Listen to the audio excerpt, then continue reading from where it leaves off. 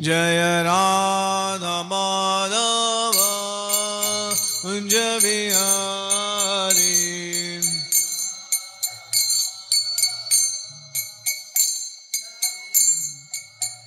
जय गोपी जन वल्लभ गिरिवरधारी।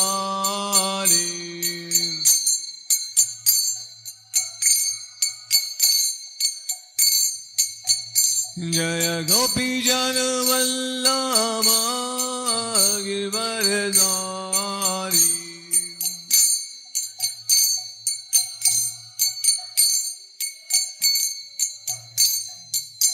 यशोदानंदन व्रज जन रंजन।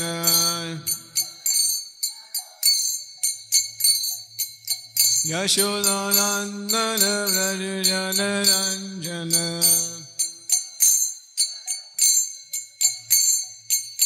यमुना तीरावनचारी।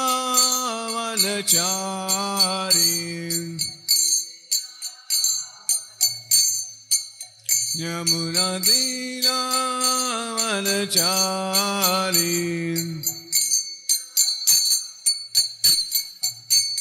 जय राधा माधव कुंज बिहारी।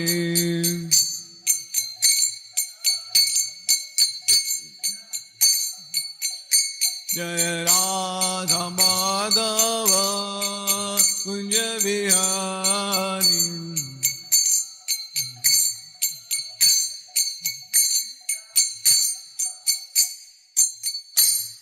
हरे कृष्ण कृष्ण कृष्ण हरे हरे, हरे राम राम राम हरे हरे।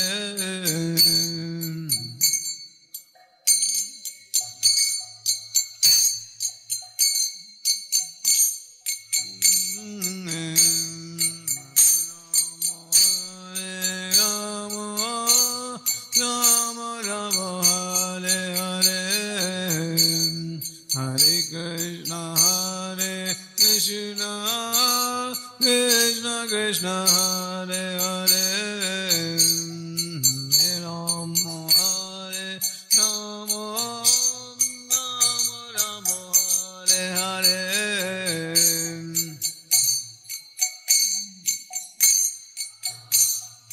कृष्ण कृष्ण हरे हरे, हरे राम राम हरे हरे। हरे कृष्ण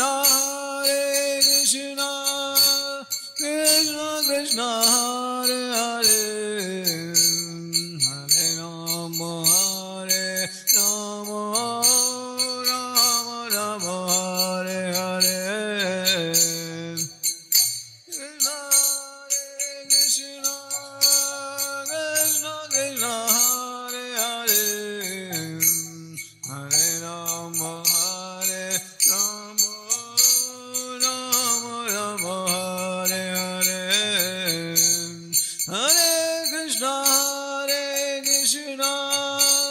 कृष्ण कृष्ण हरे हरे, हरे Ram Ram Ram Hare Hare. Hare Krishna Krishna Krishna Hare Hare, Hare Rama Rama Rama Hare Hare। Hare Krishna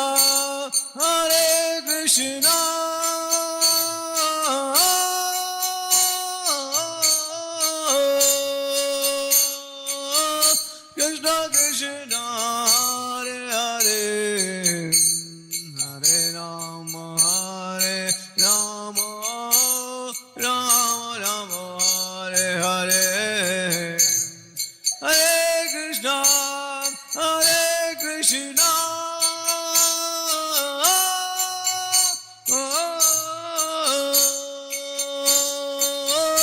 Krishna Krishna Hare Hare,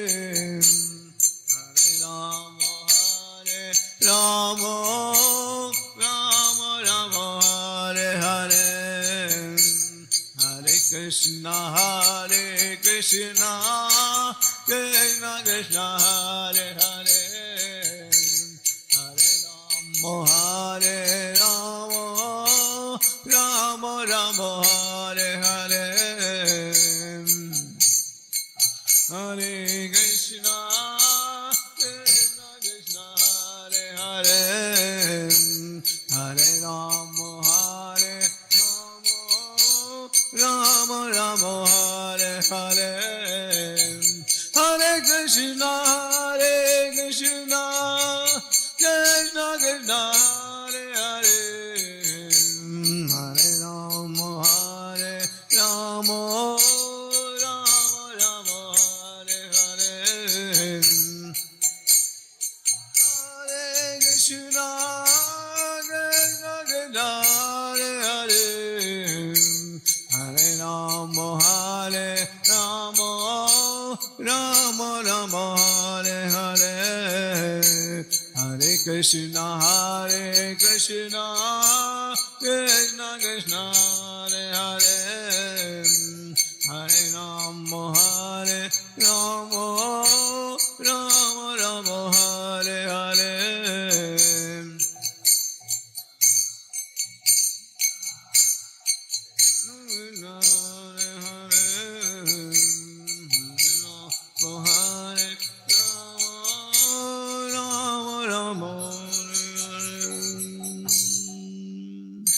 हरिनाम संकीर्तन महायज्ञ की जगत गुरु शिला प्रभुपाद की जय। निताय गो प्रेमानंदे हरि हरि बोल।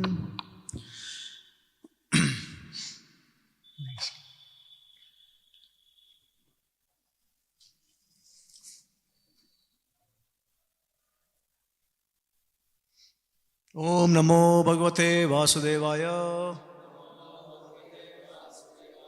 ओम नमो भगवते वासुदेवाय। ओम नमो भगवते वासुदेवाय। नारायणं नमस्कृत्यां नरं चैव नरोत्तमां देवीं सरस्वतीं व्यासां ततो जय उदीरये। नष्टप्रायेषु भद्रेषु नित्यं भगवत सेवया। भगवती उत्तमा श्लोके भक्ति भवती नैष्टिकीर। हरे कृष्ण। ओम अज्ञानतिमिरन्दस्य ज्ञानाञ्जनशलाकया चक्षुरुन्मीलितं येन तस्मै श्रीगुरुवे नमः। श्रीचैतन्यमनोभीष्टं स्थापितं येन भूतले स्वयं रूपकदा मह्यं ददाति स्वपदान्तिकं। वन्देऽहं श्रीगुरु श्रीयुतात्मकमलं श्रीगुरुं वैष्णवांश्च श्रीरूपं साग्रजातं सगण रघुनाथं वितं तं सजीवं साद्वैतं सावधूतं परिजनसहितं कृष्णचैतन्यदेवं श्रीराधा कृष्णपदां सगण ललिता श्री विशाखान्वितांश्च। हे कृष्ण करुणा सिंधु दीनबंधु जगत्पते गोपेश गोपिका कंठ राधा कंठ नमोस्तुते। तप्त कांचन गौरंगी राधे वृंदावनेश्वरी वृषभानुसुते देवी प्रणमामि हरिप्रिये। वाञ्छाकल्पतरुभ्यश्च कृपा सिन्धुभ्येव च पतितानां पावनेभ्यो वैष्णवेभ्यो नमो नमः। नमः ओं विष्णुपदाय कृष्णप्रस्थाय भूतले श्रीमते भक्तिवेदांत स्वामी इति नामिने। नमस्ते सारस्वती देवे गौरवाणी प्रचारिणे निर्विशेष शून्यवादी पाश्चात्यादेशतारिणे। जय श्री कृष्ण चैतन्य प्रभु नित्यानंद श्री अद्वैत गदाधर श्रीवासादि गौरभक्तवृंद। हरे कृष्ण कृष्ण कृष्ण हरे हरे हरे राम राम राम हरे हरे। हरे कृष्ण।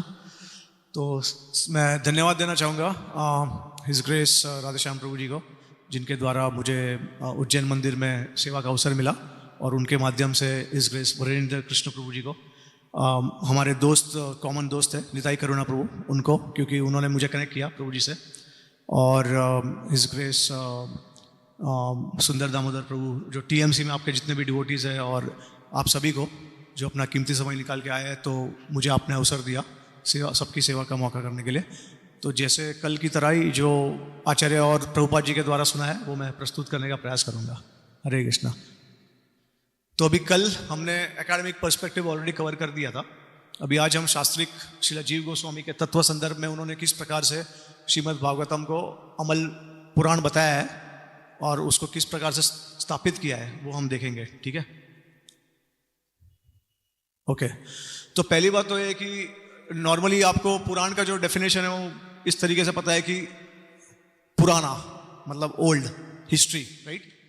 लेकिन जीव गोस्वामी उसको एक नया डेफिनेशन मतलब ऑफ कोर्स ब्रह्मांड पुराण से वो कोट करते हुए बताते हैं कि पुराण का एक और मतलब है पुराणेति पुराण। उसका मतलब है कि जो पूरा करता है, किसको पूरा करता है, श्रुति को पूरा करने वाला होता है वो पुराण होता है, ठीक है। और हालांकि श्रुति और स्मृति जो है, अभी श्रुति और स्मृति में अंतर क्या है, सबसे पहले किसी को पता है श्रुति और स्मृति में अंतर क्या है? यस श्रुति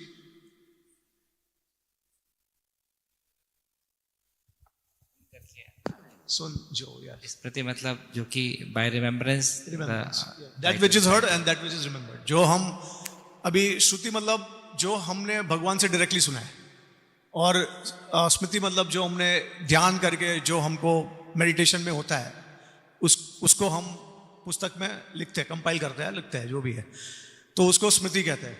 तो हालांकि रिमेम्बरेंस करने के लिए भी वैसे तो आपके पास शक्ति होनी चाहिए भगवान की, क्योंकि बिना शक्ति के आप भगवान की लीला स्मरण कर भी नहीं सकते और उसको ठीक तरीके से प्रस्तुत कर भी नहीं सकते। तो एक तरीके से चेतना ही है भगवान की। पुराण जो स्मृति जो है वो एक तरीके से भगवान की चेतना ही होते हैं उसमें। लेकिन काफ़ी लोग हैं जो उसको समझते नहीं है कि वही समान है, श्रुति और स्मृति जो है वो एक समान है। स्पेशली जो आर्य समाजी है और जो शंकराचार्य जी के फॉलोअर्स है वो कहते हैं कि श्रुति जो है वो स्मृति से श्रेष्ठ है क्योंकि डायरेक्टली भगवान से सुना हुआ है। हालांकि ये जो है वो किसी साधु किसी संत ने लिखा है, ठीक है। तो अब 3 प्रकार के प्रमाण होते हैं शास्त्र में, आई मीन 3 प्रकार के प्रमाण इन जनरल होते हैं अगर आपको कुछ भी स्थापित करना है। तो एक होता है अपौरुषेय शब्द प्रमाण, दूसरा होता है प्रत्यक्ष प्रमाण और तीसरा होता है अनुमान। तो प्रत्यक्ष प्रमाण मतलब जो आप अपनी आंखों से देख सकते हैं, आपके सामने है, तो उसको प्रत्यक्ष प्रमाण बोलते हैं। अनुमान जो है वो आप अपने दिमाग से, जो बुद्धि से जो भी आप एनालिसिस कर सकते हैं, तो उसको कहते हैं अनुमान, कि मेरा ये एक्सपीरियंस है, मेरा ये गैस है, मेरा ये रिसर्च है, मेरे हिसाब से ऐसा है, ऐसा होना चाहिए, तो उसको अनुमान कहते हैं। हम गैस करते हैं कि ये ऐसा होना चाहिए, और वो प्रत्यक्ष को देख के कभी कभी होता है और कभी कभी खुद का पर्सनल एक्सपीरियंस होता है। तो इन तीनों में से सबसे जो श्रेष्ठ प्रमाण है वो अपौरुषेय शब्द प्रमाण है, क्योंकि वो भगवान की वाणी है। तो उसमें कोई भी किसी भी प्रकार का कोई डिफेक्ट नहीं हो सकता।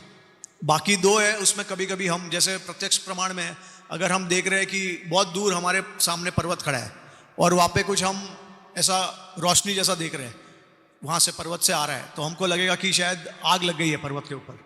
लेकिन अगर सामने जाके देखेंगे और आगे नज़दीक जाके देखेंगे तो पता चलेगा कि आग नहीं है, कुछ अलग प्रकार का माहौल था वहाँ पे। उस प्रकार से प्रत्यक्ष प्रमाण जो है वो कभी कभी कंफ्यूजिंग, मिसलीडिंग हो सकता है। और अनुमान भी जो है वो हमारे जितना सेंस परसेप्शन है, लिमिटेशंस के हिसाब से हम अनुमान करते हैं, लेकिन हालांकि वो भी कभी कभी गलत हो सकता है। इसके लिए शब्द प्रमाण जो है वो अपौरुष है, उसका कोई पुरुष नहीं है, तो वो मटेरियल डिफेक्ट से परे है, ठीक है। तो एक अंतर यह है कि श्रुति और स्मृति में। दूसरा अंतर क्या है श्रुति स्मृति में?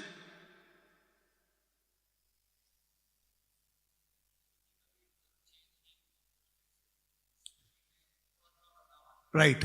तो श्रुति में जो सिलेबल्स होते हैं, जितने भी आप श्लोक देखते हो अथर्ववेद, सामवेद, ऋग्वेद, यजुर्वेद में, तो जितने भी सिलेबल्स है वो सब क्रिएशन आफ्टर क्रिएशन सेम रहते हैं, कल्प आफ्टर कल्प। ब्रह्मा जी के हर क्रिएशन में वो सेम रहते हैं, तो उधर उसमें कोई भी चेंज नहीं होता। लेकिन जो स्मृति होती है उसमें श्लोक में चेंज हो सकता है, सिलेबल्स में चेंज हो सकता है, वर्ड्स में चेंज हो सकता है, डिटेल्स में काफ़ी डिफरेंसेस हो सकते हैं। इसके लिए कल्पभेद आचार्य कभी कभी बोलते हैं कि एक पुराण में ऐसा दिया है, दूसरे पुराण में ऐसा दिया है। तो 2 पुराण के बीच में मतभेद तो है ही, लेकिन जो सेम पुराण है कोई दूसरे कल्प में भी शायद उसमें डिफरेंसेस हो सकते हैं। तो ये भी एक मेजर चेंज है, दोनों डिफरेंस है दोनों में। इसके लिए कभी कभी श्रुति को श्रेष्ठ माना जाता है, क्योंकि वो सिलेबल्स और वो जो श्लोक है वो सब सेम रहते हैं, उसमें कोई भी चेंज नहीं होता।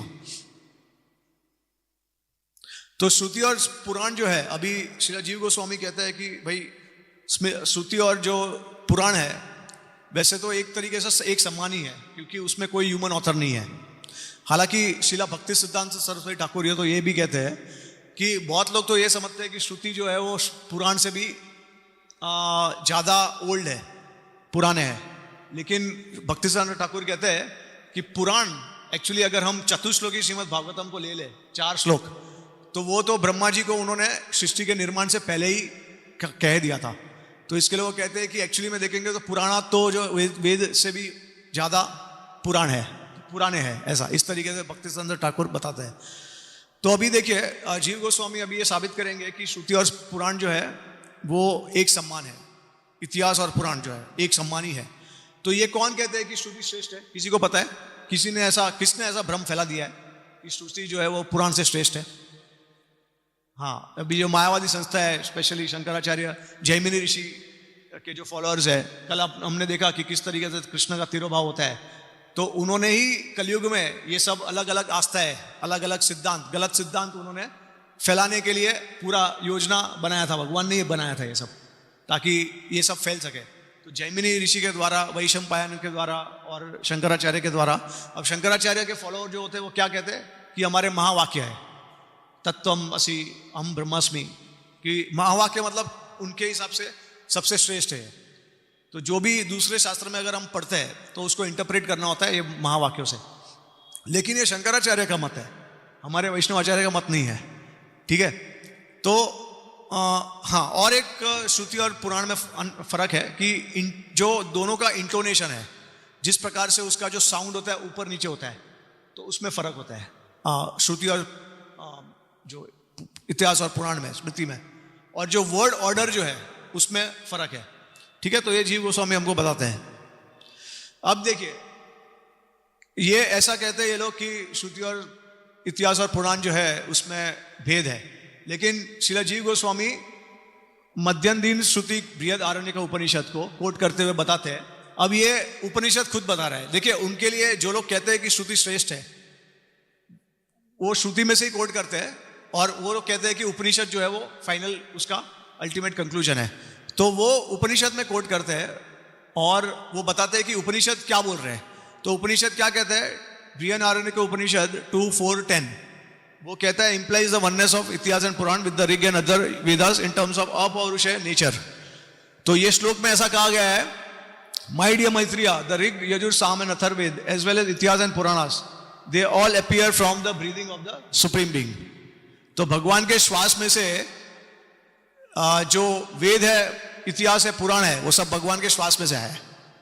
तो अगर भगवान का श्वास है तो क्या कोई कह सकता है कि ये बुरा श्वास है, ये अच्छा श्वास है, ये थोड़ा सुपीरियर श्वास है, ये इंफीरियर श्वास है? नहीं ना। तो जीव गोस्वामी कहते हैं कि ये तो उपनिषद में ही बताया गया है, श्रुति में ही, कि इतिहास और पुराण का जो स्वभाव है वो उसी सम्मान है, श्रुति के सम्मान है। तो ऐसे अनेक प्रमाण जीव गोस्वामी उपनिषद में से कोट करते हैं। तो हम सभी डिस्कस नहीं करेंगे। फिर महाभारत में से एक श्लोक है जहां पे ऐसा कहा गया है कि पुराण जो है वो 5th वेद है। फिर चांदोग्य उपनिषद को कोट करते हुए भी बताते हैं कि I have studied the Rig, Yajur, Sama, Atharvaveda and also Itihasa and Purana which are considered to be the 5th Veda. तो उसमें बताया गया है कि किस प्रकार से चांदोग्य उपनिषद में बताया गया है कि मैंने ऋग, यजुर, साम, अथर्ववेद पढ़े हैं और मैंने इतिहास और पुराण भी पढ़े हैं जो 5वें वेद है, ठीक है। अब उसको अलग कैटेगरी में ऐसा क्यों कहा है उन्होंने 5वां वेद, वो हम देखेंगे। तो ऐसे बहुत सारे प्रमाण श्रीला जीव गोस्वामी अलग अलग गोद ब्राह्मण। अभी देखिए, जो वेद है, श्रुति है, उसमें 4 है और चारों वेद के 4 भाग है। किसी को पता है कौन से 4 भाग है? श्रुति के 4 भाग कौन से? उपनिषद उसका कल्मिनेशन है। और 3 कौन से? ब्राह्मणास, आरण्यकास और समितास, ये उसके 4 भाग है। तो अब उन्होंने कोट किया है गोपद ब्राह्मण से, मतलब एक श्रुति का अंग है वो, उससे कोट करके उन्होंने बताया। तो ऐसे अथर्ववेद से, फिर अथर्ववेद के 2 श्लोक है, उसके बाद गोपद ब्राह्मण के श्लोक है, उसमें से उन्होंने स्थापित करके बताया कि किस प्रकार से ये एक समान है।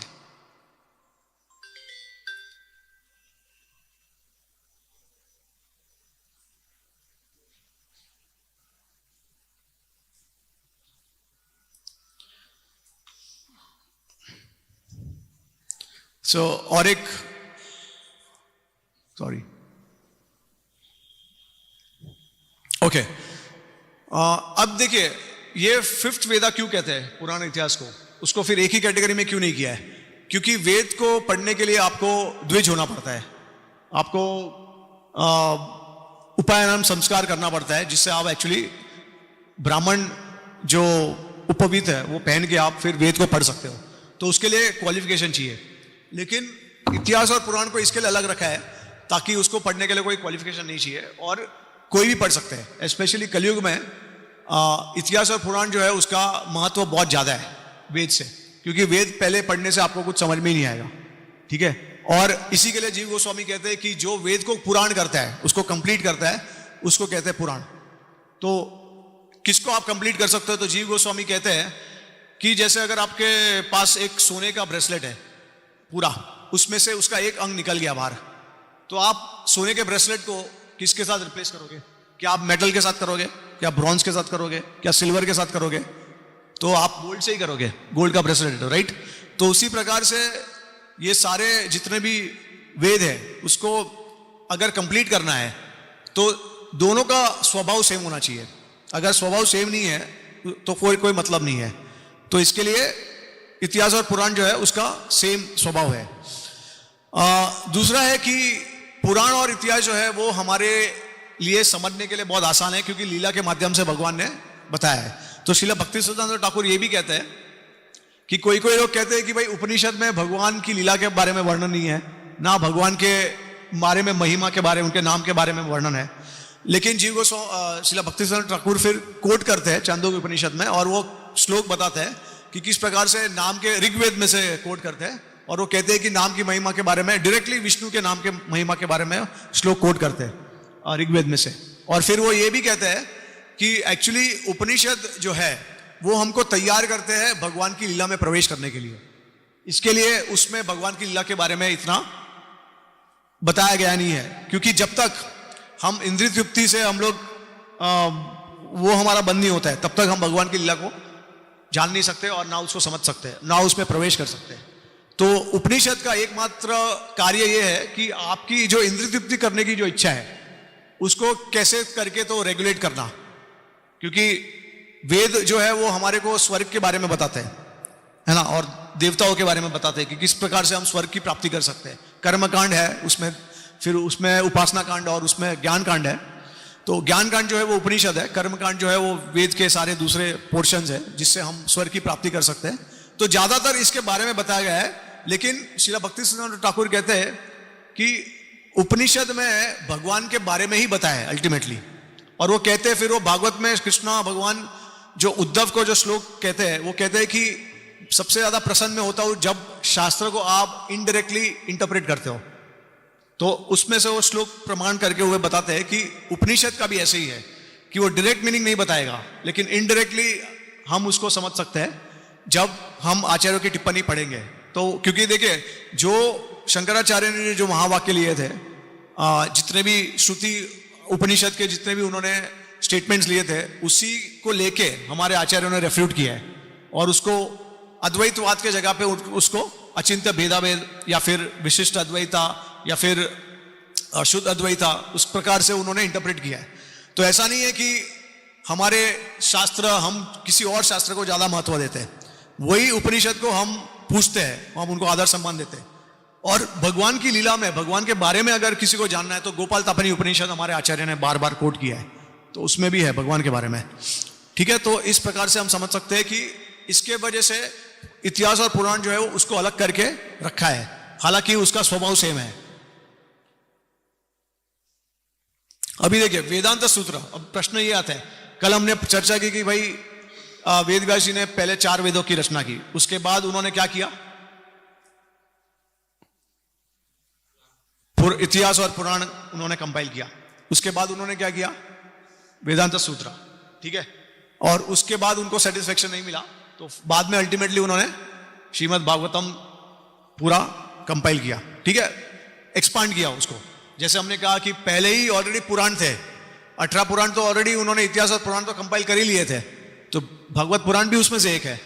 तो उसके बाद अलग से उन्होंने क्या फिर किया, श्रीमद् भागवतम, तो जीव गोस्वामी बताते हैं कि एक्चुअली पहले जो उन्होंने किया था वो सूक्ष्म रूप में भागवतम को उन्होंने कंपाइल किया था।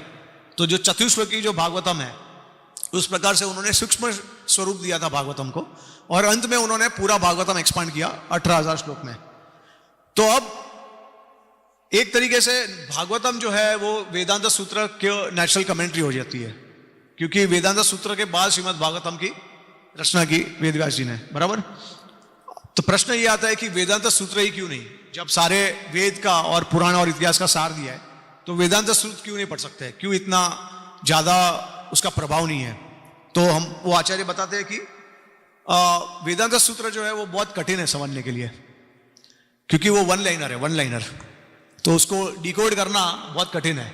और अलग अलग आचार्य उनके अलग अलग संप्रदाय और उनके सिद्धांत के हिसाब से अलग अलग तरीके से उसको इंटरप्रेट करते हैं। इसके लिए बहुत ज्यादा एजोटेरिक है और बहुत ज्यादा कंसाइज है वो, तो उसमें बहुत सारे इंटरप्रिटेशन भी होने की संभावना है। इसके वजह से वेदांत सूत्र के ऊपर हम पूरी तरीके से निर्भर नहीं रह सकते, ठीक है। तो अब देखिए, अब यह स्थापित हो गया है कि इतिहास और पुराण जो है वो एक समान है श्रुति के, बराबर। अब यह हमको स्थापित करना है कि श्रीमद् भागवतम कैसे अमल पुराण या सबसे बिग हाईएस्ट अथॉरिटी है सारे शास्त्रों में से। तो अब हमको यह पता है कि जो शास्त्र है, जो पुराण है, वो कितने गुणों में है? 3 गुणों में है, सत्व, रजस और तमस। तो क्या भगवान के बारे में किसी को जानना है, या भगवान के स्वरूप, या कह सकते हैं कि भाई परम तत्व को अगर जानना है तो क्या हम रजोगुण और तमोगुण में जान सकते हैं? नहीं, ये सबको पता है, वो सत्वगुण से ही संभव है, बराबर। तो आप सत्वगुण में कितने शास्त्र बच गए? फिर पुराण में 6 बच गए। अब उसमें से श्रीमद् भागवतम ही क्यों? तो इसके बारे में हम देखेंगे। अब ऑटोमेटिकली आपका श्री श्री राधा मदन मोहन ललिता विशाखा भगवान की जय, श्री श्री कृष्ण बलराम की जय, श्री श्री गौरनिताय भगवान की जय, श्री जगन्नाथ बलदेव सुभद्रा सुदर्शन भगवान की जय, श्री श्री नरसिंहदेव प्रहलाद महाराज की जय, श्रील प्रभुपाद की जय। तो अभी देखिए, एक ऐसा शास्त्र चाहिए जो सारे वेद इतिहास पुराणों का सार दे दे, और जिसका कोई ह्यूमन ओरिजिन ना हो, लेकिन काफी समझने के लिए भी आसान हो। तो वो सबसे बेस्ट है पुराण, ठीक है। और इसके वजह से अब ये 6 पुराण में से श्रीमद् भागवतम किस प्रकार से सर्वश्रेष्ठ है, वो अभी जीव गोस्वामी हमको बताएंगे। ओके, अब देखिए, पुराण के बारे में अगर आपको समझना है कि भाई कौन सा पुराण सबसे श्रेष्ठ है, तो ऐसा पुराण होना चाहिए जो सब कुछ कवर करे, सब टॉपिक कवर करे, और जो स्पीकर है, जो कथावाचक है, और जो श्रवण करने वाले जो भक्त है, उनके बीच में पूरा एक तरीके से ट्रांसपेरेंसी रहे, सब कुछ ओपन रहे, और कोई प्रकार का, किसी प्रकार का कोई रिस्ट्रिक्शन ना रहे। जैसे उदाहरण के तौर पे अगर आप मुझे पूछोगे कि प्रभु जी आप मुझे श्रीमद् भागवतम के बारे में बताइए, तो मैं आपको सिर्फ श्रीमद् भागवतम के बारे में बताऊंगा। ऐसा तो नहीं है कि मैं आपको अन्य चीजों के बारे में बताऊंगा, जैसे क्रिएशन कैसे हुआ, उसके बाद जैसे भगवान कृष्ण की लीला के बारे में अगर मैंने आपको बताया, सपोज अलग से महिमा, अगर आप मुझे नाइम की महिमा बोल रहे या भागवत की महिमा बोल रहे हैं, तो मैं आपको और कुछ बताऊंगा, ऐसा जस्टिफाई नहीं होता है, बराबर। तो जो ऑडियंस जो जिसके बारे में प्रश्न करते हैं, तो कथावाचक उसी के बारे में आपको बताएंगे। तो आप देखेंगे कि अलग अलग पुराणों जो है वो उसमें लिमिटेड कंटेंट है, लिमिटेड टॉपिक के बारे में चर्चा की गई हुई है, क्योंकि जो प्रश्न है, उदाहरण के तौर पे जो लिंग पुराण है, स्कंद पुराण में, तो उसमें लिंग की महिमा के बारे में बताया गया है। स्कंद पुराण जो है तो स्कंद के बारे में बताया गया है ज्यादातर। तो इस प्रकार से अलग अलग जो कंटेंट है शास्त्रों का वो लिमिटेड है।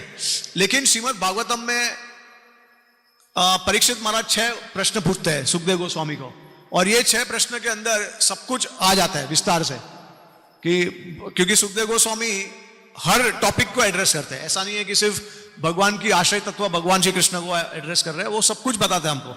सर्ग विसर्ग स्थानम पोषणम, ये हम देखेंगे। जो 10 विषय होते हैं किसी शास्त्र के, 10 विषय होते हैं, अगर वो 10 विषय विस्तार से बताते हैं तो उसको कहते हैं महापुराण, ठीक है।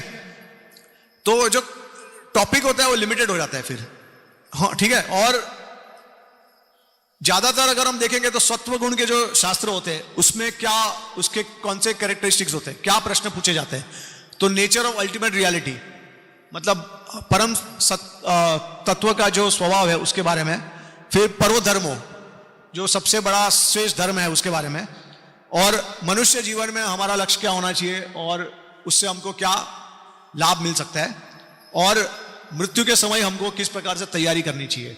यह सत्व गुण शास्त्र का स्वभाव है, ठीक है। तो इससे क्या होता है कि जब आप किसी को यह प्रश्न पूछते हो तो जो कथावाचक है उसको पूरा फ्रीडम मिल जाता है कि आपको सब कुछ बताने के लिए कि भाई ये ऐसा है, ऐसा है, ऐसा है, ऐसा है। तो इसी प्रकार से सुखदेव गोस्वामी ने परीक्षित महाराज को सब कुछ बता दिया।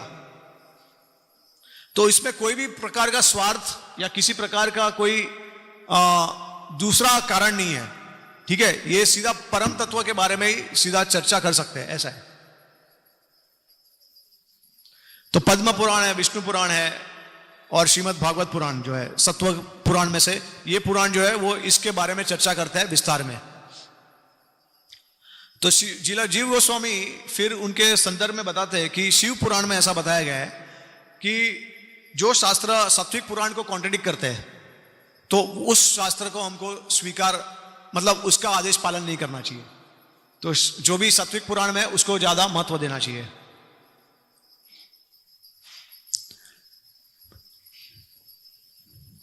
तो लिंग पुराण में नैमिषारण्य के वहां पे जो सूत गोस्वामी को जो ऋषिगण थे वो उनको लिंग के बारे में बताने का प्रश्न करते हैं कि लिंग के महिमा के बारे में बताइए।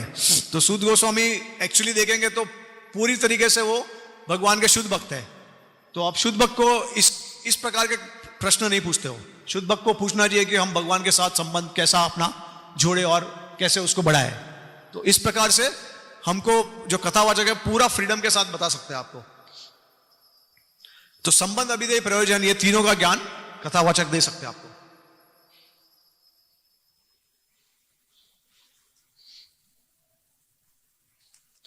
श्रीमद् भागवतम में हम देखेंगे कि पूरा शास्त्रों का सार है एक तरीके से। और पहली बात तो यह कि जो ओमकार है वो क्या है, वो किसके समान है।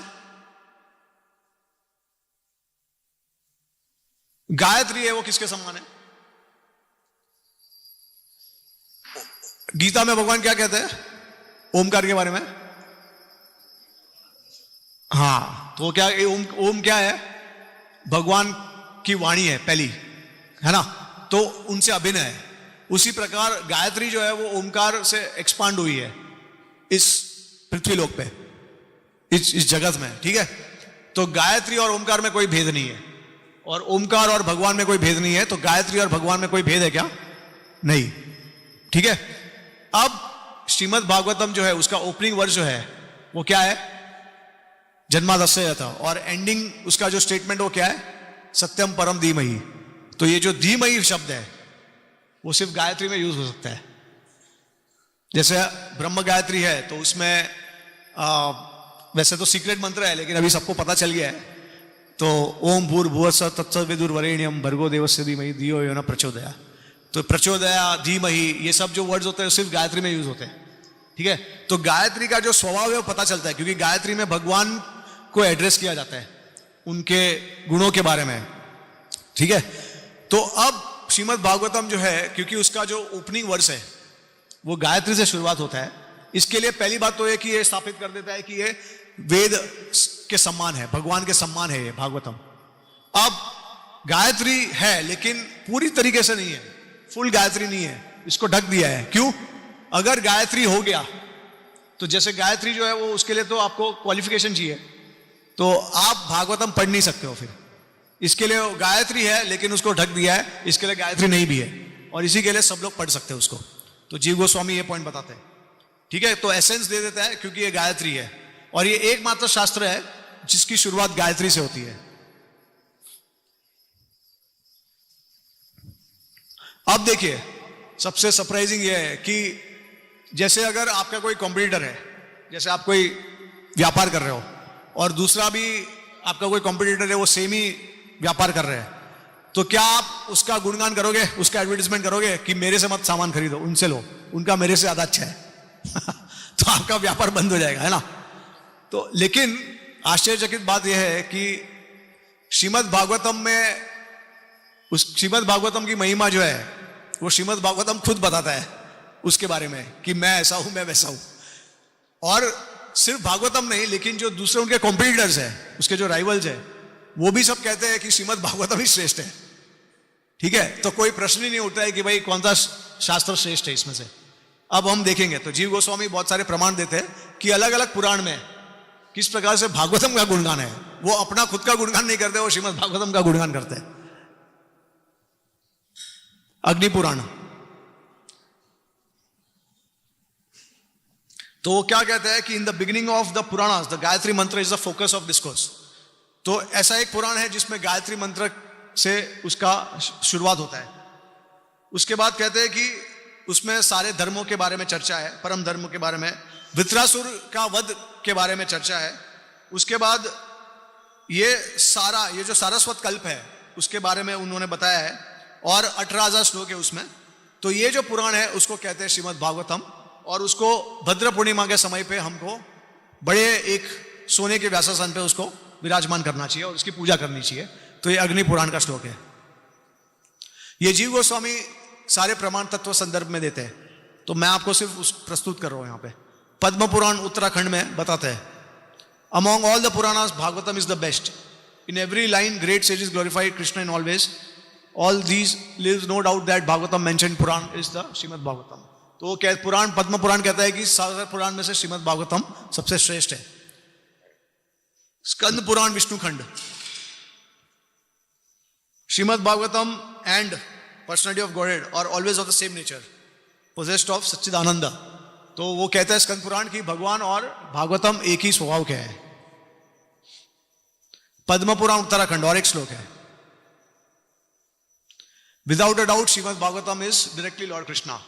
तो पद्म पुराण में तो श्लोक है जिसमें भगवान, आपको पता है कि कृष्ण जो है, श्रीमद् भागवतम जो है वो कृष्ण है, उसका स्वरूप है, राइट। आपने सुना होगा कि किस प्रकार से पहला जो स्कंद है भगवान का क्या है, हाँ, उसके बाद राइट धीरे धीरे करके 10वां स्कंद उनका मुख है, स्माइलिंग फेस है, और जो सर है वो 11वां और 12वां स्कंद है। तो ऐसा पूरा 12वां स्कंद जो है भगवान के शरीर से कंपेयर किया गया है। वो श्लोक भी है इसमें, आगे हम देखेंगे। गरुड़ पुराण में श्रीमद् भागवतम की महिमा है। तो ऐसे प्रकार से श्रीमद् भागवतम का जो महिमा है हर पुराण में दिया गया है।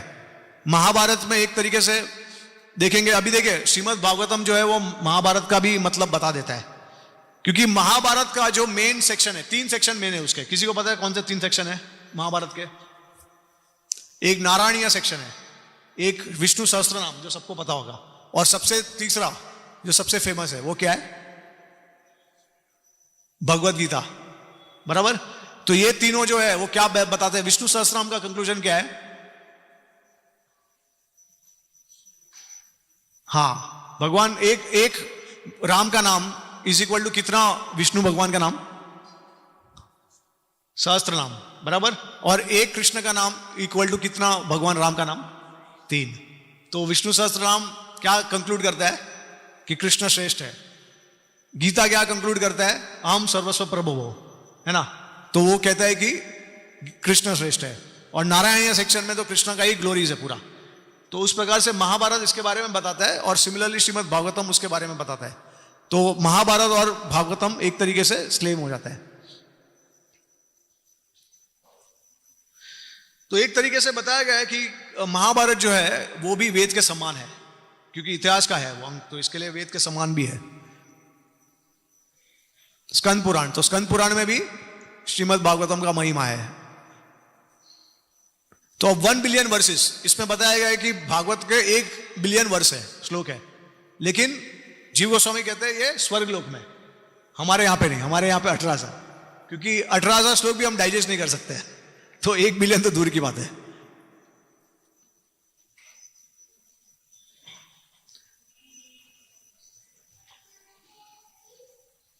तो आप देखेंगे कि किस प्रकार से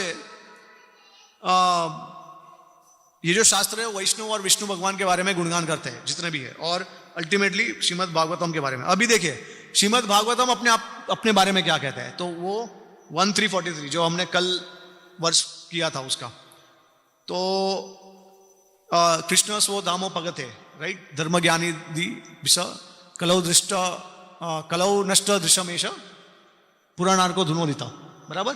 तो कृष्ण के डिसअपियरेंस के बाद क्या है जो हमको इस कलयुग में बचा सकता है, तो वो कहते हैं कि श्रीमद् भागवतम जो है वो भगवान चले गए लेकिन भगवान प्रकट भी हो गए भागवत के रूप में। और उसके बाद ये क्या कहते हैं 12, 13, 14 में कि all other Puranic scriptures they shine forth in the assembly of saintly devotees only as long as that great ocean of nectar Shrimad Bhagavatam is not heard. तो वो कहते हैं कि जब तक भागवत की कथा नहीं हो रही है, जब तक भागवत नहीं आ रहा है, तब तक जितने भी अलग अलग शास्त्र है वो उसका प्रभाव होगा, लेकिन जैसे ही भागवत आएगा तो सबको ढक देगा। तो उसका उदाहरण दिया है कि सूर्य और जो ग्लोवम को क्या कहते हैं हम हिंदी में, जुगनू, जुगनू और सूर्य के समान है। जैसे ही सूर्य अस्त होता है, सूर्य उदय होता है, तो जितने भी जुगनू जो प्रकाश देते हैं वो सारे उसका प्रकाश ही पूरा ढक जाता है। तो श्रीमद् भागवतम को सन के कंपैरिजन किया है कि जो एक्चुअली सूर्य है वो श्रीमद् भागवतम है, और बाकी सारे जितने भी शास्त्र है वो जुगनू की तरह है, ठीक है। तो इस प्रकार से भागवतम अपने आप को भी ग्लोरीफाई करते हैं। हाँ, अब देखिए भागवत का महिमा यह है कि भागवतम में आप ऐसा ऐसा चीज पाओगे जो सबसे ट्रांसेंडेंटल है, मतलब परोधर्म है। तो वो क्या है कि पहली बार आप देखोगे कि शिष्य जो है अपने गुरु को इंस्ट्रक्ट कर रहे हैं। तो सुखदेव गोस्वामी के गुरु कौन है? व्यासदेव। व्यासदेव के गुरु कौन है? नारद मुनि। सब कथा में थे कि नहीं, बराबर। तो गुरु और परम गुरु को उपदेश दे रहे हैं, तो उल्टा हो जाता है। उसके बाद हाँ, तो ऐसा कहते हैं कि नारद मुनि और वेदव्यास जी इतने तरस रहे थे, क्योंकि हर जगह पे जाते हैं, कथा में बैठते हैं, तो हमेशा ज्ञान के बारे में और कर्मयोग के बारे में चर्चा होती है। तो हमेशा वो तरसते हैं कि कब शुद्ध भक्ति का ज्ञान मिले। इसके लिए श्रीमद् भागवतम में सुखदेव गोस्वामी के उस कथा में आते हैं। तो अब देखिए उस श्रीमद् भागवतम का ऑथर कौन है? व्यासदेव। उसके स्पीकर कौन है? सुखदेव स्वामी। उसके हियर जो श्रवण करने वाले कौन है? परीक्षित महाराज और बड़े बड़े महात्मा साधु संत, है ना। तो इस प्रकार का जो असेंबली हुआ था वो इतिहास में कभी नहीं हुआ था। इस प्रकार का ज्ञान जो डिस्ट्रीब्यूट हुआ था वो किसी और कभी भी हिस्ट्री में कभी नहीं हुआ था। सिर्फ एक समय पे हुआ था जब भीष्म पितामह युधिष्ठिर महाराज को धर्म के बारे में बताते हैं, तो वो समय पे थोड़ा बहुत था ऐसा, इस प्रकार का असेंबली था। लेकिन तभी क्या था, ज्यादा फोकस था वो धर्म के ऊपर था, ठीक है। लेकिन भगवान के स्वभाव के बारे में, परम तत्व के बारे में कुछ चर्चा नहीं हुई थी। तो इसका प्रमाण यह है कि ऐसा असेंबली इतिहास में कभी हुआ नहीं था।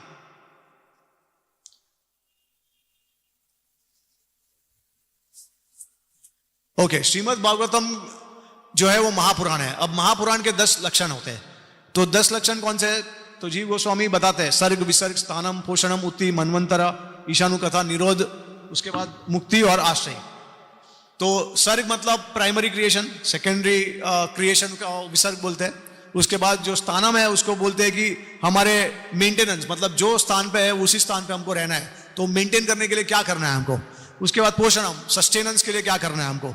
उसके बाद उटी, मटेरियल डिजायर्स, हम इधर से उधर पूरे संसार में भटक रहे हैं क्योंकि हमारे को बहुत भौतिक इच्छा है। उसके बाद मनवंतर, जितने भी मनुज है, जो 14 मनु है उसके बारे में विस्तार से चर्चा करते हैं श्रीमद् भागवतम।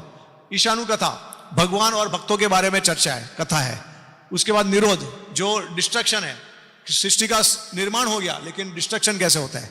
उसके बाद मुक्ति, हमारे को मुक्ति कैसे मिल सकती है, मुक्ति किस प्रकार, कितने प्रकार की होती है। और आश्रय, जो हमारा आश्रय तत्व है, शेल्टर है, वो कौन है? भगवान श्री कृष्ण। तो ये ऐसा कहा गया है कि जो शास्त्र ये 10 विषय के बारे में चर्चा करता है विस्तार में, उसको महापुराण कहते हैं।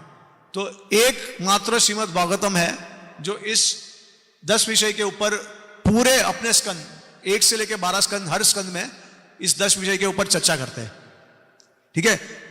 और जीव गोस्वामी ये भी हमको बताएंगे कि कौन से स्कंद में कौन से विषय के बारे में। हालांकि 10 के 10 विषय जो है हर स्कंद में है, लेकिन कम ज्यादा उस प्रकार से है, ठीक है। और बाकी जो कम लेस पुराण जो है उप पुराण, तो वो सिर्फ 5 विषयों के बारे में डिस्कस करते हैं। वो है सर्ग, प्रतिसर्ग, वंश, मनवंतर और वंशानुचरिता। तो ये आ गया हमारा 10 विषय का कौन से स्कंद में चर्चा की गई है, ठीक है। हाँ, अभी देखिए श्रीमद् भागवतम में ऐसा होता है कि नॉर्मली क्या होता है, आप देखेंगे कि देवता जो है वो असुर को ज्ञान देते हैं, उनको प्रचार करते हैं। लेकिन यहाँ पे असुर भी जो है वो देवता को प्रचार करते हैं। उदाहरण के तौर पे वृत्रासुर है, तो सब उल्टा कर देता है श्रीमद् भागवतम, सब धर्मों को तोड़ देता है और पराधर्म की एस्टेब्लिश करता है। उसके बाद और एक है कि पति और पत्नी का धर्म होता है, तो उसमें कौन किसको आदेश देता है, कौन किसका स्वामी होता है, पति। लेकिन अगर हम देखेंगे तो भागवतम के हिसाब से पत्नियां श्रेष्ठ हो जाती है। कैसे? उदाहरण, ब्राह्मण पत्नी और दूसरी गांधारी बोल सकते हैं, गोपिया सबसे श्रेष्ठ उदाहरण। जो व्रज की गोपियां है तो वो सबसे श्रेष्ठ भक्त है भगवान के, राइट। और जो यज्ञ में जो ब्राह्मण थे, तो उन्होंने कृष्ण और बलराम जब उनके पास भिक्षा मांगने गए थे भोजन के लिए, तो उनको मना कर दिया था, है ना। और फिर उनकी पत्नियां जो थी वो उन्होंने भगवान को भोजन खिलाया था। तो पत्नियां जो थी वो भगवान से ज्यादा स्नेह रखती थी, इसके लिए वो ज्यादा हो गए। उसके बाद भागवतम में आप देखेंगे तो भक्तों के बारे में चर्चा करने का बहुत विषय है। प्रहलाद महाराज के कितने चैप्टर्स है और नरसिंहदेव भगवान के कितने चैप्टर्स है? 2 या 3 है सिर्फ। महाअवतार नरसिंह मूवी आपने देखा या सबने? एनिमेशन जो मूवी आया था वो, उसमें नरसिंहदेव भगवान कभी आते हैं? अंत में आते हैं। लेकिन पूरा का पूरा स्टोरी किसके ऊपर है? तो भागवतम का एक ये सबसे बड़ा गुण है कि भागवतम भगवान से ज्यादा अपने भक्तों को महत्व देते हैं। तो ये है भागवतम की महिमा। तो 18,000 वर्ष जो है या नहीं है, वो मैंने कल चर्चा की थी इसके बारे में।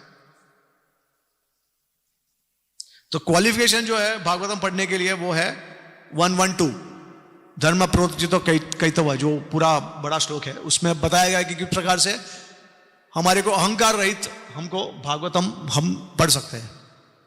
पद्म पुराण में पूरा बताया गया कि किस प्रकार से भगवान के जो अंग है वो श्रीमद् भागवतम का स्वरूप है।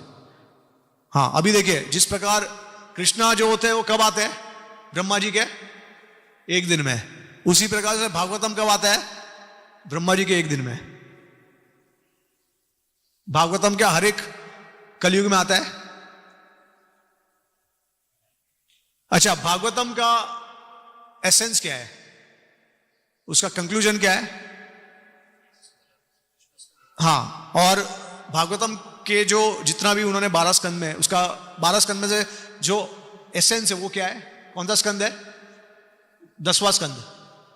10वां स्कंद का एसेंस क्या है? रास पंचाध्याय, ठीक है। अब कृष्णा आते हैं ब्रह्मा जी के एक दिन में। 10वां स्कंद अगर 10वां स्कंद ही नहीं है, भगवान की मथुरा लीला, वृंदावन लीला, द्वारका लीला ही नहीं है, तो भागवतम का महत्व क्या है फिर? समझ गए? इसके लिए ब्रह्मा जी के एक दिन में आता है भागवतम। तो ऐसे हालांकि सनातन है शास्त्र जो है, पुराण जो मैंने आपको कहा ना कि देखिए भक्ति सिद्धांत ठाकुर जो है वो बहुत अच्छा उदाहरण देते हैं कि वो कहते हैं कि जिस प्रकार से अपना मनुष्य एक जो आदमी जो है शरीर का जो वस्त्र है वो बदलता है। आदमी तो सेम ही है, लेकिन उसका अलग अलग प्रकार का वस्त्र पहनता है वो, है ना। बदलता है, पहनता है, फेंक देता है, फिर वापस दूसरा। उसी प्रकार से पुराण जो है वो तो वही है, लेकिन सिर्फ कभी कभी लगता है कि इस पर्टिकुलर समय में आया है और इस प्रकार से वो उसका लैंग्वेज चेंज हुआ है। क्योंकि अगर लैंग्वेज के हिसाब से देखें, माध्यम से देखें, तो भागवतम ऐसा प्रतीत होगा, पुराना ऐसा प्रतीत होगा कि वो मॉडर्न कंपोजिशन है, लेकिन जो श्रुति है वो पुराण मतलब ओल्ड कंपोजिशन है, लेकिन ऐसा नहीं है। तो जिस प्रकार से, फिर दूसरा उदाहरण देते हैं कि जिस प्रकार से सूर्य उदय होता है और अस्त होता है और फिर वापस दूसरे दिन उदय होता है और अस्त होता है, इसका मतलब ये नहीं है ना कि सूर्य जो है नया नया है, आज का जो सूर्य है वो कल के सूर्य से अलग है, ऐसा नहीं है ना।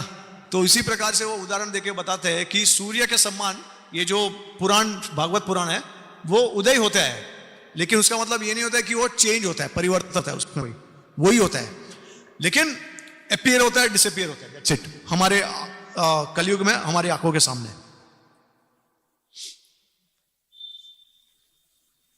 अब और एक रहस्यमय बात यह है कि सुखदेव गोस्वामी ने जानबूझ के श्रीमद् भागवतम सबको नहीं सिखाया था।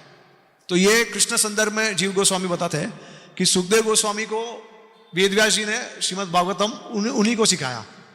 बाकी सारे शास्त्र सिखाए सबको, लेकिन श्रीमद् भागवतम सिर्फ सुखदेव गोस्वामी को बताया। क्यों? क्योंकि श्रीमद् भागवतम बहुत यूनिक है। अब देखिए, रोमार्शन जो है, ठीक है, उसने बलराम जी का आदर सम्मान क्यों नहीं किया?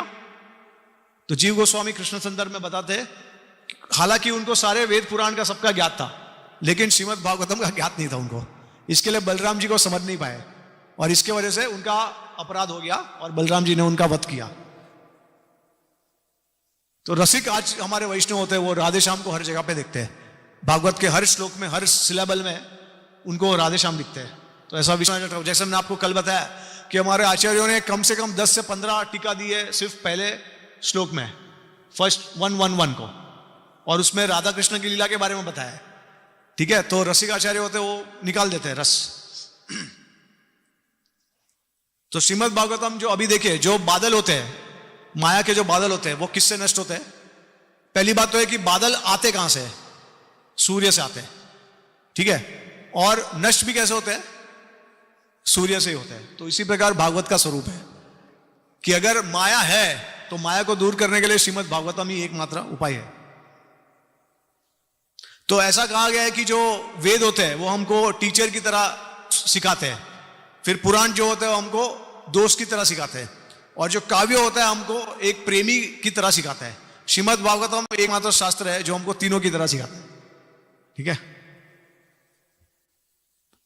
तो भागवत मतलब 3D इफेक्ट्स देखना मूवी थिएटर में, उस प्रकार से पूरा उसका लीला का वर्णन है।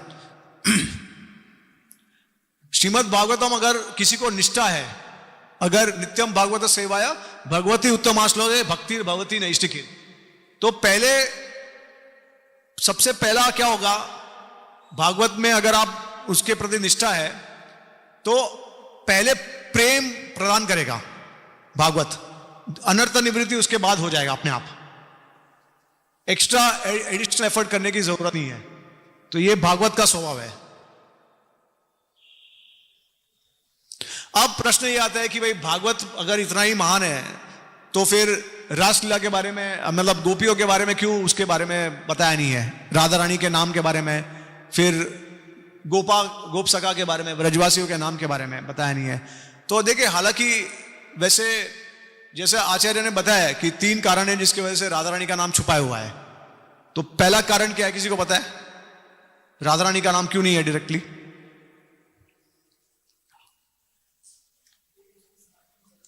हाँ, सुखदेव गोस्वामी समाधि में चले जाते थे, उनके पास 7 ही दिन थे, तो वो क्या बताते थे, है ना। फिर दूसरा कारण, जो ऑडियंस था वो मिक्स था, ज्ञानी, कर्मी, हाँ, फिर मायावादी, भक्ति योगी, ऐसे थे, अलग अलग प्रकार के सब असेंबली में थे, शुद्ध भक्त भी थे। तो उनके सामने उनको नहीं, इतनी राधा रानी का नाम नहीं लेना था। तीसरा है कि अभी जैसे अगर कोई व्यक्ति आपके पास मिलने आता है, वो आपके लिए प्रेजेंट गिफ्ट लेके आता है, तो अगर वो गिफ्ट जो है वो अगर खुला हुआ होगा तो आपको मजा आएगा देखने को, क्योंकि दिख गया, दूर से ही दिख गया, अरे ये क्या लेके आया है। लेकिन अगर वो कवर होगा तो आपको इंटरेस्ट रहेगा, अरे क्या है इसमें, अंदर क्या है, तो आप खोल के देखोगे, फिर आपको लगेगा हाँ चलो कुछ तो मजा आया देखने के लिए। तो उसी प्रकार से भागवत को कवर किया है, राधा रानी के नाम को कवर किया है, ताकि उत्सुकता रहे कि भाई क्या है, ये क्या है। वैसे एक तरीके से देखेंगे तो राधा रानी का नाम डायरेक्टली है, अचिंत्य डायरेक्टली है भी नहीं भी। क्यों? क्योंकि अनया राधिता, ये नाम किसका है? अगर राधा रानी का नाम नहीं है तो किसका नाम है ये? कौन सी गोपी का नाम है? क्योंकि अनया राधिता, उसमें ऐसा बताया गया है कि सबसे श्रेष्ठ जिसने भगवान की आराधना की है वो ये गोपी है, अनया राधिता। अब अनया राधिता, उसका जो रूट है वो आराधना है, और राधा रानी का नाम भी आता है आराधना से। जो भगवान की सबसे बड़ी आराधना करती है वो राधा रानी है। तो एक्चुअली देखेंगे तो नाम है उसमें, सिर्फ उसको थोड़ा सा ढक दिया है बस, ठीक है। तो अब तो भागवत में जिस प्रकार से रासलीला का वर्णन है, जिस प्रकार से रास का वर्णन है, वो किसी और शास्त्र में नहीं है। भले पद्म पुराण में, ब्रह्म वैवर्त पुराण में या किसी भी पुराण में गोपियों के नाम हो, सखाओं के नाम हो, लेकिन जिस प्रकार से रास को प्रस्तुत करता है भागवतम, वो किसी और अन्य शास्त्र में आपको नहीं पाया जाएगा। पद्म पुराण में भी अगर आप देखेंगे तो कोई हद तक, थोड़ा बहुत हद तक कर्म कांड जैसा उसमें से थोड़ा सा अंदर चले जाता है, वो कर्म ज्ञान। लेकिन पूरा अगर आपको भागवत में अगर देखेंगे तो शुरुआत, मध्य और अंत में किसके बारे में चर्चा है? कृष्णा और उसके भक्ति के बारे में। लेकिन अन्य पुराण में ऐसा नहीं है, थोड़ा थोड़ा मिक्सचर हो जाता है, ठीक है। भगवान का नाम और उसके गुण के बारे में प्रचार करने के लिए श्रीमद् भागवतम कहता है, जो अन्य शास्त्रों में आपको इतना नहीं पाया जाएगा। तो रासा पंचाध्याय के मिडल में जब वो कृष्णा गोपियों के छोड़कर चले जाती है, तो फिर वो कौन सा श्लोक है? तव कथामृतम तप्त जीवनम। तो गोपियां क्या कहती है अंत में? भूरिदा जना, कि जो आपके नाम और आपके महिमा का गुणगान करता है इस दुनिया में, उससे ज्यादा कोई कृपालु नहीं है, भूरिदा जना। तो वो क्या बता रहे हैं किसके बारे में? रासा पंचाध्याय एसेंस है, और वो एसेंस में बता रहे हैं कि किस प्रकार से भगवान का प्रचार, भक्तों का प्रचार, ये हमारा सबसे बड़ा कार्य है। ऐसा कहा गया कि अगर कोई मायावादी श्रीमद् भागवतम पढ़ना स्टार्ट कर दे तो धीरे धीरे करके वो भक्त बन जाएगा। इसके लिए शंकराचार्य ने उनके ऊपर कमेंट्री नहीं दी है भागवतम के ऊपर। आप देखेंगे तो अलग अलग बहुत सारे वेदांत सूत्र के ऊपर है उनकी कमेंट्री, गीता के ऊपर है, लेकिन श्रीमद् भागवतम को उन्होंने हाथ नहीं लगाया। और ऐसा कहते हैं आचार्य कि शंकराचार्य भी खुद भागवतम को बहुत आदर सम्मान देते थे, और वो नहीं चाहते थे कि भागवतम को वो मायावाद, अद्वैतवाद के दृष्टि से उसका इंटरप्रिटेशन करे। भागवतम सब कुछ, सबके बारे में पूरा सब कुछ वर्णन करता है। बहुत सारे सूत्र जो है जीवन के, वो हमको भागवतम से मिलते हैं। हमारे जितने भी आज के जो मोटिवेशनल स्पीकर है, एक तरीके से सब भागवतम में से ही सब सूत्र उठाते हैं। तो ये क्वालिफिकेशन है भागवत पढ़ने के लिए। और जैसे कि मैंने आपको पता है कि भागवतम सबका, वेद का सबका सार है, और भागवतम सुनने के बाद अन्य कोई शास्त्र सुनने की कोई आवश्यकता ही नहीं है, ठीक है। और जो भी भागवतम सुनेगा, जो भी उसका अध्ययन करेगा, तो उसको सब कुछ प्राप्त होगा। तो इसी के साथ हम इस कथा को विराम देंगे। ग्रंथराज श्रीमद् भागवतम की, जगत गुरु श्रील प्रभुपाद की, निताई गो प्रेमानंदे, हरि हरि बोल। तो महिमा, भागवतम की महिमा का अंत हो गया आज। वैसे तो अंत नहीं हो सकता है, हमेशा उस सनातन रूप से उसका महिमा चलते रहेगा, लेकिन हमारा जो 2 सेशन था वो आज खत्म हो गया। तो अभी कोई प्रश्न या किसी को कोई टिप्पणी है तो हम थोड़े समय के लिए ले सकते हैं।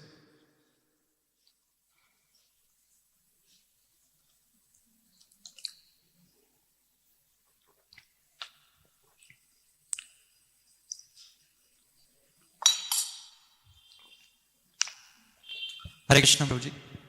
मेरा प्रश्न ये था प्रभु जी कि जैसे भागवतम जब एक दिन में एक बार आती है, मतलब प्रकट होती है, इसका मतलब भगवान की लीलाएं उस कल्प में जिस प्रकार से हुई हैं उसका वर्णन करती है। तो उसमें फिर लीलाएं जैसे थोड़ी थोड़ी चेंज भी हो जाती है क्या? ऐसा मेरा प्रश्न। देखिए, पहली तो बात तो ये कि जो अगला द्वापर युग आने वाला है तो उसमें तो कृष्ण ही नहीं है, और उसके बाद वाला जो कलयुग है उसमें चैतन्य महाप्रभु ही नहीं है। तो ऐसा कहा गया है कि जो अवतार आने वाला है वो एक विष्णु अवतार होगा द्वापर में, और जो कलयुग में आएगा वो भी चैतन्य महाप्रभु नहीं है, तो वो भी एक दूसरे प्रकार का अवतार है जो विष्णु के नामों का उच्चारण करेगा। क्योंकि कलयुग का धर्म है हरिनाम संकीर्तन, लेकिन हरिनाम संकीर्तन में राधा कृष्ण का युगल मंत्र जो है वो सबसे रहस्यमय है। तो उस प्रकार से ये पर्टिकुलर 28 कल्प में, वैसे 1000 कल्प में से 28 जो डे होता है तभी भगवान श्री कृष्ण आते हैं, ठीक है। उसी की वजह से जब वो आते हैं तभी उनका गुणगान, तभी श्रीमद् भागवतम प्रकट होता है, क्योंकि पूरा व्रजलीला के बारे में बताया गया है। अब ऐसा तो संभव नहीं है कि अभी भगवान कृष्ण आए और चैतन्य महाप्रभु बाद में कोई कलयुग में आए, क्योंकि फिर कोई तालमेल ही नहीं होगा, कि चैतन्य महाप्रभु सब पूरा कृष्ण लीला के ऊपर है उनका। तो कृष्ण लीला रेफरेंस के लिए आपको पता कैसे चलेगा जबकि कृष्ण लीला ही नहीं है? तो इसके लिए वो एक सीक्वेंस में आता है उस प्रकार से।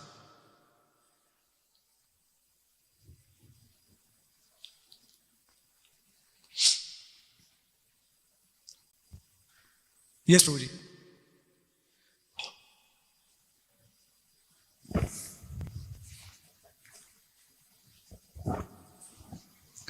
हरे कृष्ण। जैसे हम 33 करोड़ देव देवता का नाम सुनते हैं, तो 33 करोड़ देवता का नाम क्या है, और आदिदेव और देवता का अंतर क्या है? 33 करोड़ जो देवता है, एक तरीके से जो हमारे ब्रह्मांड में जो देवी देवता है वो सारे आदि देव के एक्सपांशन है। तो ऐसा बताया गया है कि जीव गोस्वामी ब्रह्म संहिता पे कमेंट्री में बताते हैं कि जब महाविष्णु आते हैं, मतलब वो महाविष्णु जो क्षीरक्षाई विष्णु में वहां पे विराजमान है, तो जब ये सृष्टि का निर्माण होता है उसके पहले आदिदेव आते हैं, ठीक है। और वो मतलब जैसे ब्रह्मा है, शिव है, तो ये आदिदेव है, और उनके एक्सपांशन इस मटेरियल वर्ल्ड में ब्रह्मा, शिव, महेश, विष्णु इस प्रकार से आते हैं। तो ये जितने भी 33 करोड़ देवता जो हम कहते हैं वो इस ब्रह्मांड में, लेकिन उसके अभी जैसे उदाहरण के तौर पे जैसे वैकुंठ में आवरण देवता होते हैं। आवरण मतलब जैसे भगवान लक्ष्मी नारायण है और उसको सराउंड करने वाले 10 अवतार है भगवान के, और उसको सराउंड करने वाले अलग अलग प्रकार के आवरण देवता है। तो उसमें से आते हैं गणेश, उसमें से सूर्य आते हैं, इंद्र आते हैं, ब्रह्मा आते हैं। तो ये सब नित्य सिद्ध भगवान के पार्षद है और उनके एक्सपांशंस इस भौतिक जगत में आते हैं। तो जैसे उदाहरण के तौर पे भक्तिनोद ठाकुर कहते हैं जैन धर्म में कि जो ब्रह्मा है, शिव है, गणेश और सूर्य है, वो साधारण नहीं है, वो भी शिव भगवान के प्रति उनके जैसे 55 गुण प्रस्तुत करते, प्रकट करते हैं। हालांकि ये सब जीव तत्व है। मतलब जैसे रूप गोस्वामी भक्त समृद्ध सिंधु में बताते हैं एक श्लोक में कि जो परफेक्टेड सिद्ध पुरुष होते हैं वो 55 परफेक्टेड डिवोटीज भगवान के जो होते हैं वो 55 गुण प्रकट करते हैं। हालांकि जीव तत्व के कैटेगरी में है, लेकिन 55 भगवान की कृपा से वो 55 तक गुण प्रकट कर सकते हैं, ठीक है। और जो साधारण जीव है इस दुनिया में, वो लोग तो 50 ठीक से भी पूरी तरीके से प्रकट नहीं कर सकते, लेकिन जो परफेक्टेड डिवोटीज है वो लोग 55 गुण प्रकट करते हैं। तो उसमें ब्रह्मा, सूर्य, गणेश, शिव, इन सब का नाम है, ठीक है। और बाकी जो इस संसार में आप देखोगे तो बहुत सारे अलग अलग शिव जो है वो भी अलग अलग विस्तार है उनका। जैसे शंभु है, जैसे प्रधान में एक शिव है, उसके बाद शंभु जो मटेरियल वर्ल्ड में है वो एक शिव है। उसके बाद अगर आप देखेंगे तो इलाव्रत वर्ष जो है, अगर जो हम भूमंडल देखें तो अलग अलग प्रकार के वहां पे वर्ष है। तो सेंटर में जो इलाव्रत वर्ष है वहां पे भी शिव है। तो ये सब एक्सपांशन है, ऐसा इस तरीके से। 33 करोड़ जो देव देवता वो नाम है ना, कोटि अलग अलग कोटि है पुकार? एक्चुअली दोनों है, ऐसे मैंने जहां तक मैंने पढ़ा है दोनों है कि 33 कोटि भी है, लेकिन 33 करोड़ देवता भी है। फिर वो एक एक कोटि में उस प्रकार से करोड़ करोड़ देवता भी है, ऐसा भी है, दोनों है। तो कभी कभी ऐसा बताया गया है कि 33 कोटि बोलते हैं, मतलब जैसे आप हर एक का नाम नहीं लेना चाहोगे तो एक ग्रुप को बुलाओगे, है ना। तो उस प्रकार से होता है वो कि सब देवी देवताओं को एक इतना करोड़ों नाम लेने की जरूरत नहीं है, एक ग्रुप को बुलाइए। ये एक ऐसा 33 कोटि है और उसके साथ साथ में ऐसा 33 करोड़ देवता भी है, ऐसा जहां तक मैंने सुना और मैंने पढ़ा है, ठीक है। लेकिन ये सब देवता जो है वो जो मनवंतर होते हैं, मनवंतर मनुष्य उतने समय तक जीवित रहते हैं। उसके बाद अलग अलग जो सप्तर्षि है, उदाहरण के तौर पे जो 7 ऋषि है, तो वो मनवंतर, हर एक मनवंतर के बाद अलग अलग सप्तऋषि आते हैं। तो इस मनवंतर के सप्तऋषि कोई और है, दूसरे मनवंतर के सप्तऋषि कोई और है। उसी प्रकार से जो देवी देवता होते हैं तो वो सब एक मनवंतर तक सिर्फ जीते हैं। उसके बाद क्योंकि ये सब पोस्ट है, ब्रह्मा है वो पोस्ट है, शिव जो है वो भी पोस्ट है एक तरीके से। तो रूप गोस्वामी भी कहते हैं कि जो शिव जो है वो जीव भी शिव बन सकते हैं भगवान की कृपा से, और शिव तत्व भी है उसमें। तो ये सारा बहुत सारा डिटेल भी है, मतलब जितना आप पढ़ोगे उतना आपको पता चलेगा कि बहुत है इसमें और जानने के लिए। हरे कृष्ण। ओके, और सुनना है? सब भक्त बैठे प्रसाद के लिए गए नहीं, क्योंकि मैंने सुना था कि सब चले जाते भक्त तो ओके, ऑल राइट। ग्रंथराज श्रीमद् भागवतम की जय, जगत गुरु श्रील प्रभुपाद की निताय गो प्रेमानंद, जय आनंद कोटि वैष्णविंद की जय। तो बुक के बारे में तो आपको पता ही है, अगर आप कोई लेना चाहो तो ले सकते हैं, हिंदी और इंग्लिश में।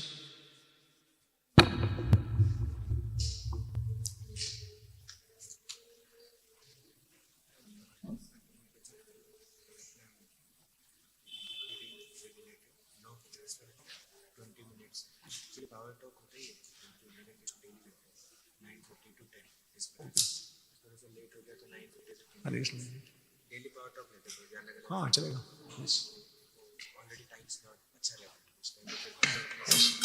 चलेगा, हाँ जो भी आपको जिस तरीके से सूट हो रहा है। हाँ मैं प्रभु जी से फ्रूट ले लेता हूँ।